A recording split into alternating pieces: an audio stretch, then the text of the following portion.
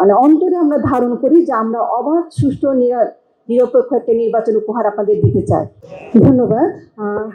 ত্রয়োদশ জাতীয় সংসদ নির্বাচন ও গণভোট উপলক্ষে ঢাকা 14 আসনের আজকের যে আয়োজন, এখানে উপস্থিত আছেন আমাদের আঞ্চলিক নির্বাহী কর্মকর্তা জনাব মোহাম্মদ জালাল উদ্দিন। তিনি সরকারের একজন উপসচিব এবং প্লাস সহকারী রিটার্নিং অফিসার হিসেবে কাজ করছেন। উপস্থিত আছেন আমাদের সিনিয়র জেলা নির্বাচন অফিসার,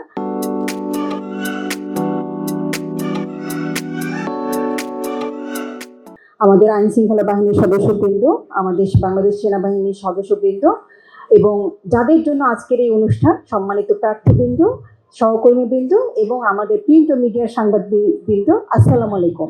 আমি অতিরিক্ত বিভাগীয় কমিশনার ঢাকা, আমাদের রিটার্নিং অফিসার বিভাগীয় কমিশনার স্যারের পক্ষ থেকে আমি আসনটা মনিটরিং করছি।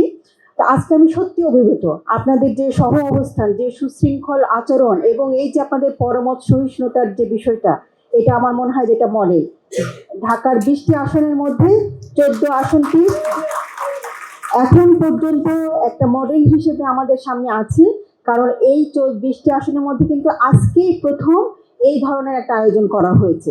সেজন্য আমি আপনাদের প্রতি কৃতজ্ঞতা এবং ধন্যবাদ জানাচ্ছি এবং আশা করব এই সহ অবস্থান, এই যে পারস্পরিক শ্রদ্ধাবোধ, এইটা আমরা শেষ পর্যন্ত ধরে রাখবো ইনশাল্লাহ। আপনারা প্রার্থী যারা আছেন তারা অনেক সুন্দর সুন্দর কথা বলেছেন, আমি এগুলো নোটও করেছি।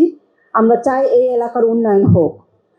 প্রশাসনের পক্ষ থেকে যে বক্তব্য আমি বলতে চাই যে আমরা কিন্তু বক্তব্য অনেকেরই শুনেছি এবং সবার সাথে আমি একমত যে আমরা বদ্ধপরিকর এবং আমরা আমাদের এটা অন্তরে আমরা ধারণ করি যে আমরা অবাধ সুষ্ঠু নিরপেক্ষ একটা নির্বাচন উপহার আপনাদের দিতে চাই।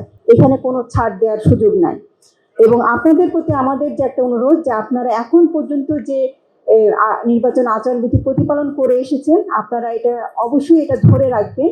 এবং আমি প্রথমে যেটা বললাম যে এটা একটা মডেল অবস্থান এখানে আছে এবং আমরা শেষ পর্যন্ত যেন একটা মডেল নির্বাচন যেন আমরা উপহার দিতে পারি। আমরা জানি এবং বিশ্বাস করি এবং বারবার এটা প্রমাণিত হয়েছে যে জনগণই সকল ক্ষমতার উৎস। জনগণ যে সিদ্ধান্ত নেবে আমরা তাকে সকলে মিলে তাকে স্বাগত জানাবো, সম্মান জানাবো এবং এই জনগণকে আমরা সেই সিদ্ধান্ত নেওয়ার ভারটা তাদেরকে ছেড়ে দিব।